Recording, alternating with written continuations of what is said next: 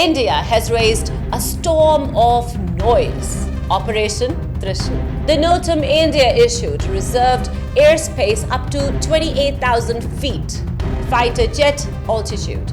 Sir Creek, a 96-kilometer tidal channel between Sindh and Gujarat. Sir Creek is not about mud, it's about maritime power. Out of absolutely nowhere, with no provocation, no movement, not even a whisper from Pakistan's side, India's Defence Minister Rajnath Singh suddenly bursts onto the scene, chest thumping, shouting threats and spinning fantasies about misadventures. Bismillahirrahmanirrahim. Assalamu alaikum. This is your very own Fariha Farrukh and you're watching 360 Digital English. From the muddy silence of Sir Creek to the wide run of Kutch, India has raised a storm of noise. Operation Trishul. Big jets, loud headlines, thunder for the cameras, but tonight we separate the flash from the fact, the propaganda from preparedness, and place every claim under the harsh light of truth. Segment 1, Operation Trishul, what India announced. Well, India announced Operation Trishul, a tri-service exercise in the run of Kutch, Sir Creek sector from 30th October to 10th November 2025, some reports say 11th November. The notum India issued reserved airspace up to 28,000 feet, fighter jet altitude, making the drill highly visible and made for television. Pakistan calmly and professionally issued its own notums from 28 to 29 October in short windows, a routine precaution. The difference between hype and discipline was clear before a single engine started. Segment 2, Sir Creek Geography and History. Sir Creek, a 96-kilometer tidal channel between Sindh and Gujarat, flowing into the Arabian Sea. Empty land but heavy stakes, maritime boundaries, fishing rights and potential oil and gas. At independence, old colonial maps conflicted. Pakistan's case, supported by British survey records, places the boundary on the eastern bank, giving Pakistan greater maritime reach. India demands the entire creek. That tiny difference translates into thousands of square kilometers at sea. Sir Creek is not about mud, it's about maritime power. Segment 3, Rajnath Singh's statement. Out of absolutely nowhere, with no provocation, no movement, not even a whisper from Pakistan's side, India's Defence Minister Rajnath Singh suddenly bursts onto the scene, chest thumping, shouting threats and spinning fantasies about misadventures. Let's call it what it is, pure pre-election drama, a made-for-camera stunt meant to whip up nationalism at home. Pakistan's forces did not even blink, did not move, yet New Delhi's stage managers rolled out smoke, lights and loud rhetoric trying to turn thin air into a war zone.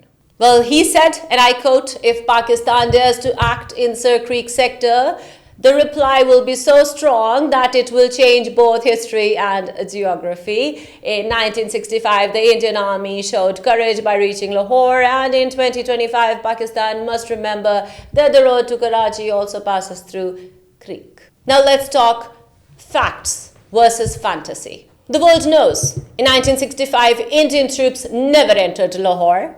Even Indian archives admit they reached the outskirts and were driven back by Pakistan's counter-offensive. The war ended with no territorial change. Lahore never fell.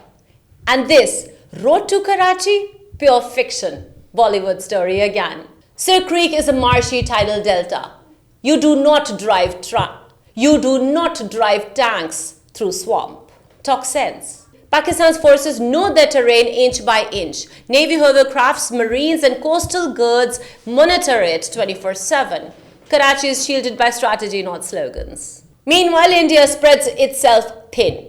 One fleet near China, another patrolling as far as Turkey, and the unrest boiling inside its own borders. This is not confidence. That is overextension born out of insecurity. Segment 5, Trump and the spin. Then came the Trump moment. Indian media claim Donald Trump confirmed Rafales were shot down. His real words reported by Anadolu, Dawn and Arab News. He said, and I quote, 7 brand new beautiful planes were shot down while India and Pakistan were going at it. That's it. No mention of Rafales. But for the Godi media, fiction sells better than truth. So they turned a neutral line into a self-inflicted humiliation, like always. When the world heard 7 planes, everyone knew who had been embarrassed in those skies. Segment 6, Strategic Reality, India's cracks behind the cameras. While India tries to roar abroad, it trembles within. In the north, the Khalistan movement still burns. Anger arrests alienation. In the northeast, the fragile chicken neck corridor, that Siliguri strip connecting mainland India to its 7 states, is a pressure point ready to snap. To the east, China stands firm along the LAC. Galwan and Talwang remain scars of defeat.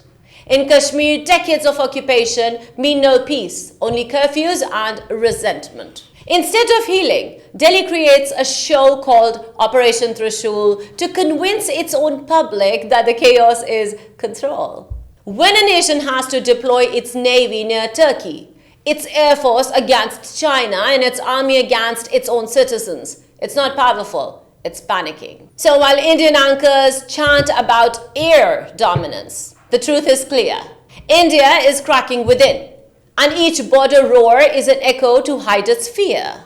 Segment 7, closing. Let India roll its cameras, raise its flags and choreograph another Operation Trishul, because this isn't a war exercise. It's a Bollywood blockbuster. Jets as actors, smokes as special effects and dialogues for words.